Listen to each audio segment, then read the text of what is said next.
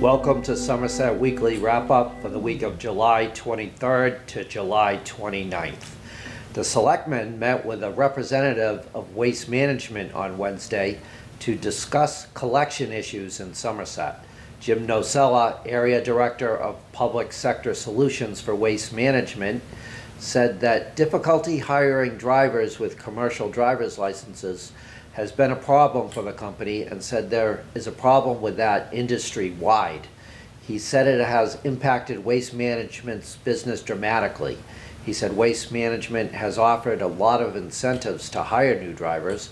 He also said that because of the shortage of drivers, the drivers for the company have been exhausted because they have been working so many hours, and that has caused some to defect to transportation jobs in other types of companies. Nocella said Waste Management wants to do everything it is supposed to do under the contract it has with the town. Selectman Chair Lorne Lawless said he has been very concerned about the amount of complaints about yard waste and recyclables not being picked up on time. He said other businesses have also had problems during the pandemic. He said Waste Management needs to get its services in order. He said the company started to come out of the pandemic in March, but the problems with Waste Management have seemed to get worse since that time. Selectman Kathy Souza asked when Somerset can expect to get the service it is supposed to under its contract with Waste Management. Nocella did not have an answer to that question. Selectman Alan Smith said he does not think all of the problems have to do with the amount of staff. He thinks there is also a problem with training drivers to know their routes. He said people have had yard waste not picked up for 5 or 6 weeks. A Waste Management representative at the meeting said they need 10 more employees to get back to the level that they were at in Somerset and is about to hire 3 of those. Smith also said this is not the first year there has been a problem with collection. He said prior boards of selectmen also had complaints.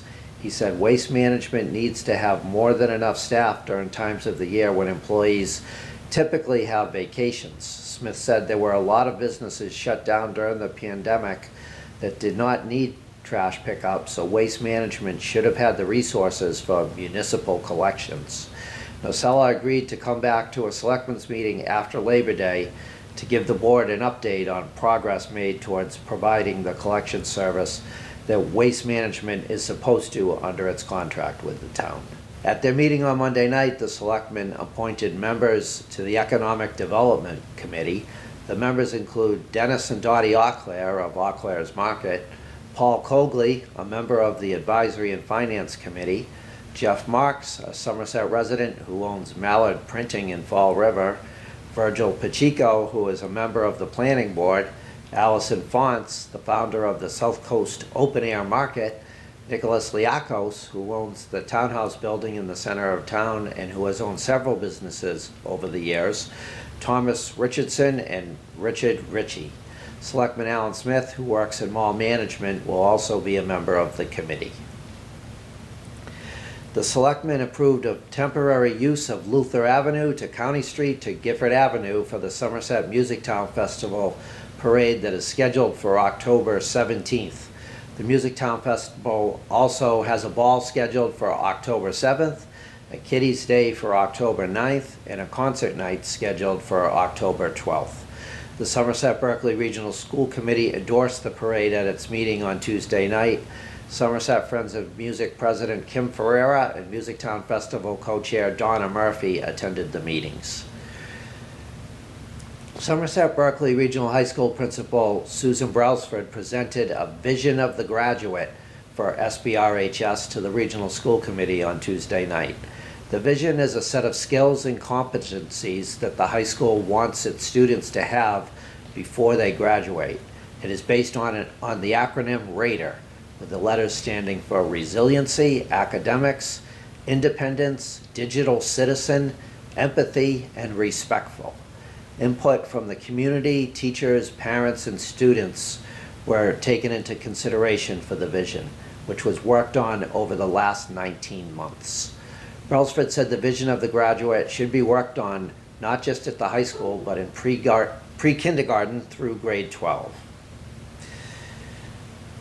New stop signs have been placed at the corners of Riverside Avenue and South Street and Dublin Street and Riverside Avenue to create a four-way stop.